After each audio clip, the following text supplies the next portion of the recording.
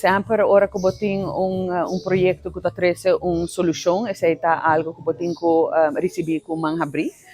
Nós temos bem wak, mita hope que realmente a solução aqui tá a solução que para sobre a hope biar bota wak, dessa maneira durante anos diferente coisas da hora começar, da hora gestop, até hora bom tá chega na final de há benefício de eigenlijk local que o projeto tá suposto trazer para Aruba.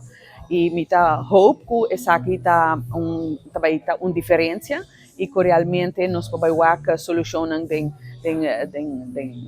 nosso desastre nos desperdício, com nós vai atender com nosso real water, com nós também fazer com maneira nossa water bonita gesto de uma fundação para regular a quantidade de cachorro de caia.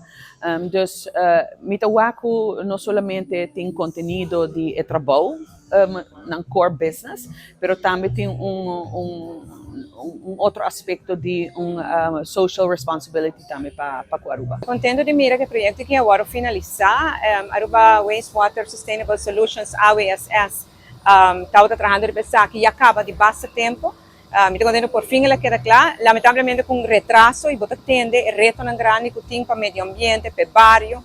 Dus en dat merita eigenlijk een retraso, me te compreender que o governo não badrenta, não quer investigar tudo coisa, qual, já, botin com a ganância nós também investigar, nos meses, nos oponentes, mas por me separa, tranca o projeto não é importante assim.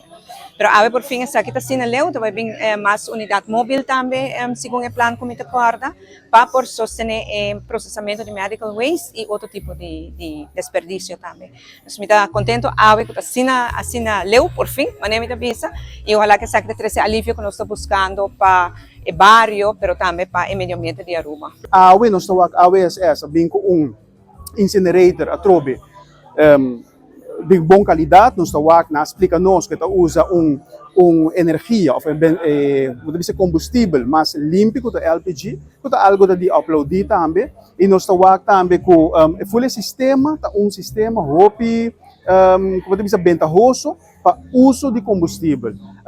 E também, roupa importante, está quando a gente tem conta com o meio ambiente. Que é gás que está produzido, de medical waste, que é gás que está produzido, é gás que não está contaminado. E banda de sei, não também queda monitorear full área aqui, de locais para a comunidade AWSS, não também queda monitorear full área aqui para a contaminação.